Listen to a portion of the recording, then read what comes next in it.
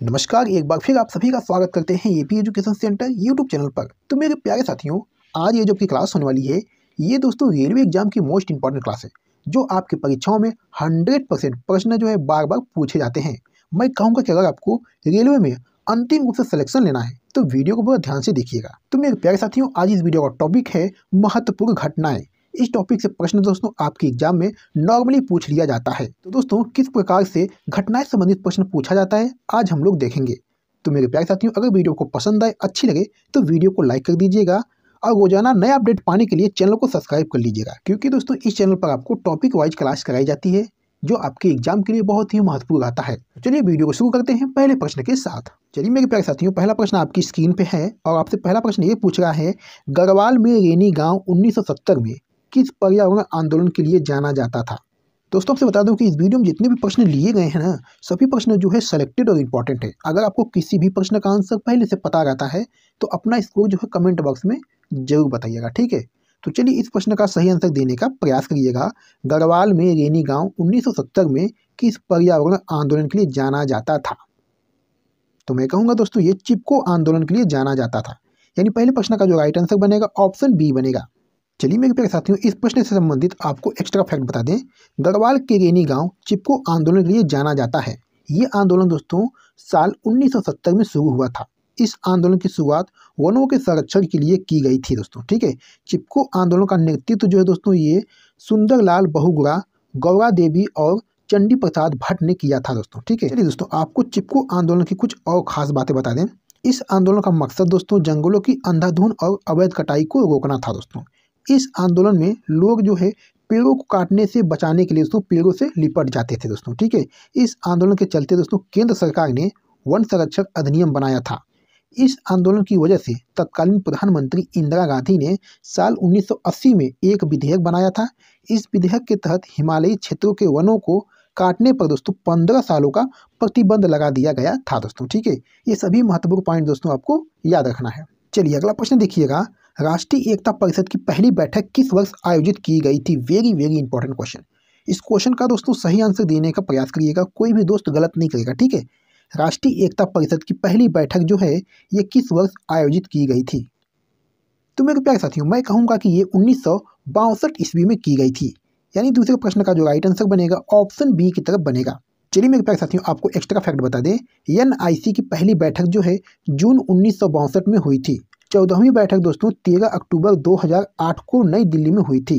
15वीं बैठक दोस्तों 10 सितंबर 2011 को नई दिल्ली में हुई थी। और आपको बता दें दोस्तों कि राष्ट्रीय एकता परिषद की स्थापना जो है सितंबर अक्टूबर 1961 में प्रधानमंत्री जवाहरलाल नेहरू द्वारा आयोजित एक सम्मेलन में हुई थी। इसका उद्देश्य दोस्तों जो है देश को विभाजित करने वाली समस्याओं से निपटने के तरीके खोजना था, जिनमें विशिष्ट समुदायों, जातियों, धर्मों और भाषाओं के प्रति लगाव शामिल था, ठीक है। ये सभी महत्वपूर्ण पॉइंट आपको याद रखना है। चलिए अगला प्रश्न देखिएगा, भारत ने किस वर्ष राष्ट्रमंडल खेलों की मेजबानी की। Very very important question. ये प्रश्न दोस्तों आपकी रेलवे एग्जाम में बार बार पूछा जाता है, ठीक है। चलिए इस प्रश्न का सही आंसर दीजिएगा, भारत ने किस वर्ष राष्ट्रमंडल खेलों की मेजबानी की। तो मेरे प्यारे साथियों, मैं कहूँगा ये 2010 में की, यानी तीसरे प्रश्न का जो राइट आंसर बनेगा ऑप्शन डी बनेगा।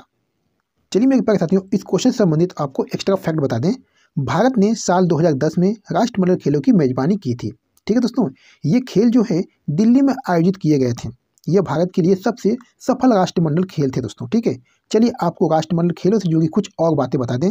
राष्ट्रमंडल खेल हर 4 साल में आयोजित किए जाते हैं।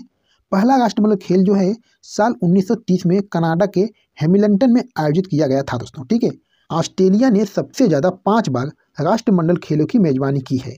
साल 1998 में कुआलालंपुर मलेशिया में राष्ट्रमंडल खेल आयोजित किए गए थे दोस्तों। साल 2018 में राष्ट्रमंडल खेल ऑस्ट्रेलिया के गोल्ड कोस्ट में आयोजित किए गए थे। साल 2026 के राष्ट्रमंडल खेलों की मेजबानी जो दोस्तों ये ग्लासगो में होगी दोस्तों, ठीक है। ये आपको याद रखना सबसे महत्वपूर्ण दोस्तों यही आपका है। साल 2026 के राष्ट्रमंडल खेलों की मेजबानी जो है ये ग्लासगो में होगी दोस्तों, ठीक है।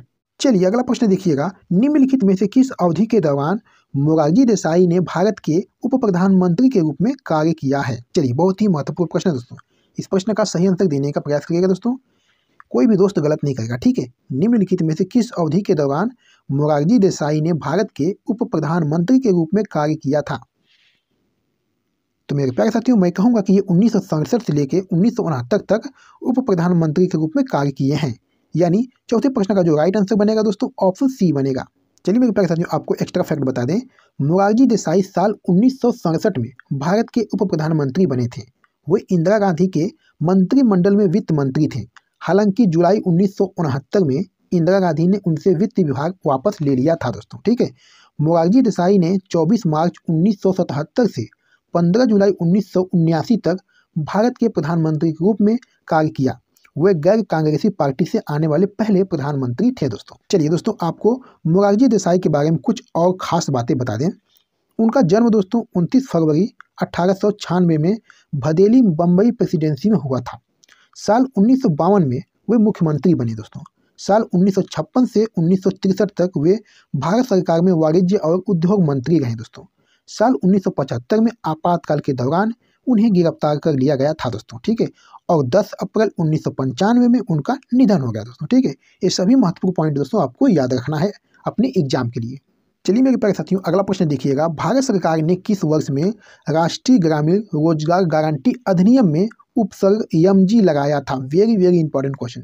इस क्वेश्चन का सही आंसर दीजिएगा दोस्तों, कोई गलत नहीं करेगा। ठीक है, भारत सरकार ने किस वर्ष में राष्ट्रीय ग्रामीण रोजगार गारंटी अधिनियम में उपसर्ग यमजी लगाया था?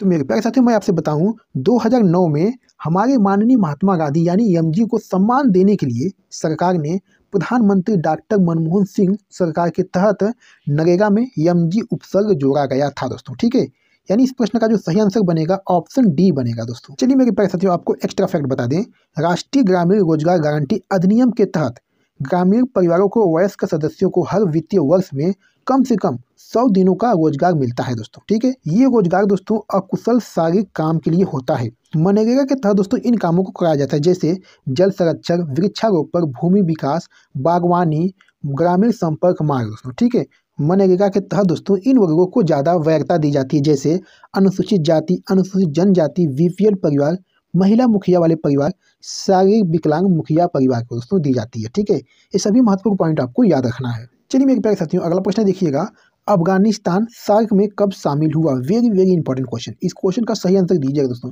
ये प्रश्न दोस्तों आपके हर एग्जाम में बार बार पूछा जाता है। ठीक है, ये आपके रेलवे एग्जाम के लिए बहुत ही महत्वपूर्ण है। अफगानिस्तान जो है सार्क में कब शामिल हुआ?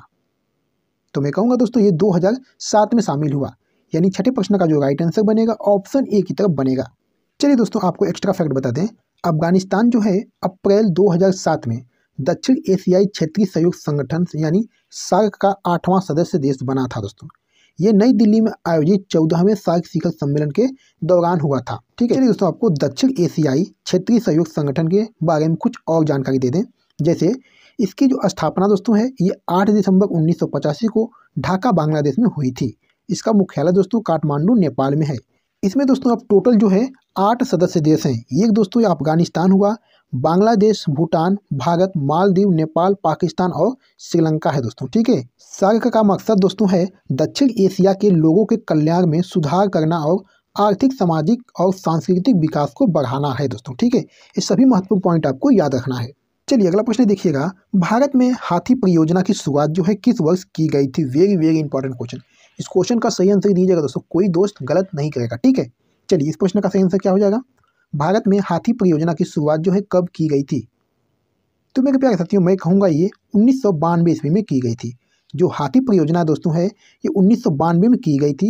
यानी सातवें प्रश्न का जो राइट आंसर बनेगा ऑप्शन बी बनेगा। चलिए आपको एक्स्ट्रा फैक्ट बता दें, भारत में हाथी परियोजना की शुरुआत जो है फरवरी 1992 में हुई थी। यह एक केंद्र सरकार प्रायोजित योजना है। इस परियोजना की शुरुआत जो है भारत सरकार के पर्यावरण, वन और जलवायु परिवर्तन मंत्रालय ने की थी।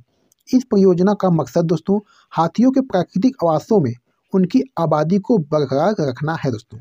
इस परियोजना के तहत दोस्तों राज्यों को हाथियों के संरक्षण और प्रबंधन के लिए वित्तीय और तकनीकी मदद दी जाती है दोस्तों। ठीक है, ये सभी महत्वपूर्ण पॉइंट आपको याद रखना है। चलिए मेरे प्यारे साथियों, अगला प्रश्न देखिएगा, निम्नलिखित में से किस वर्ष राष्ट्रीय खाद्य सुरक्षा अधिनियम भारत में लागू किया गया था? चलिए इस प्रश्न का सही आंसर दीजिएगा, कोई गलत नहीं करेगा। ठीक है, फटाफट इस प्रश्न का सही आंसर क्या होगा देने का प्रयास करिएगा दोस्तों। निम्नलिखित में से किस वर्ष राष्ट्रीय खाद्य सुरक्षा अधिनियम भारत में लागू किया गया था?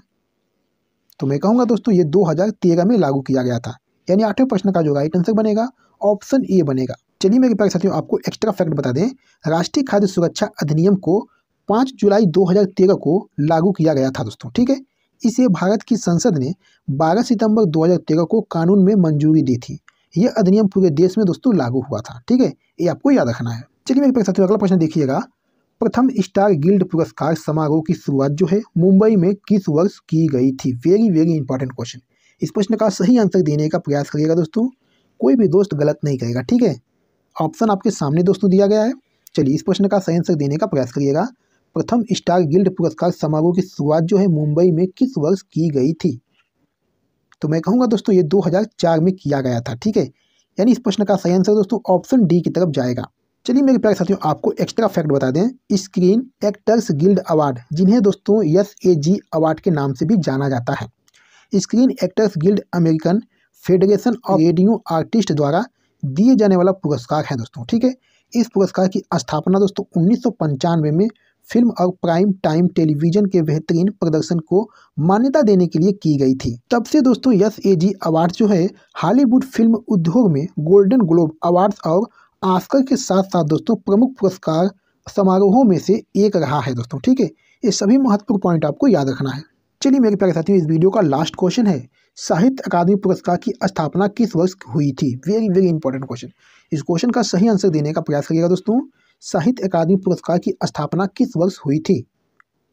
तो मैं कहूँगा दोस्तों ये 1954 में हुआ था। ठीक है, यानी 10वें प्रश्न का जो राइट आंसर बनेगा ऑप्शन बी बनेगा। चलिए मेरे प्यारे साथियों, आपको एक्स्ट्रा फैक्ट बता दें, साहित्य अकादमी पुरस्कार की स्थापना साल 1954 में हुई थी। ठीक है, ये पुरस्कार जो है भारत के राष्ट्रीय साहित्य अकादमी द्वारा दिया जाता है। ये पुरस्कार भारत की प्रमुख भाषाओं में प्रकाशित सर्वश्रेष्ठ साहित्यिक कृतियों को दिया जाता है दोस्तों। ठीक है, चलिए साहित्य अकादमी पुरस्कार से जुड़ी कुछ खास बातें आपको बता दें। यह पुरस्कार जो है साल 1955 में पहली बार दिया गया था। इस पुरस्कार में एक पट्टिका और 1 लाख रुपए का नगद पुरस्कार दिया जाता है दोस्तों। साहित्य अकादमी पुरस्कार के अलावा दोस्तों साहित्य अकादमी बाल साहित्य पुरस्कार और युवा लेखन पुरस्कार भी दिया जाता है। ठीक है, ये सभी महत्वपूर्ण पॉइंट आपको याद रखना है। तो चलिए मेरे प्यारे साथियों, वीडियो को समाप्त करते हैं और आपने 10 प्रश्नों में से कितने प्रश्न के आंसर सही किए हैं अपना इसको कमेंट बॉक्स में जरूर दीजिएगा। ठीक है, जो मेरे प्यारे दोस्त इस वीडियो को अभी तक लाइक नहीं किए हैं, वीडियो को लाइक कर दें। तो चलिए मिलते हैं आपसे अगली वीडियो में, तब तक के लिए धन्यवाद।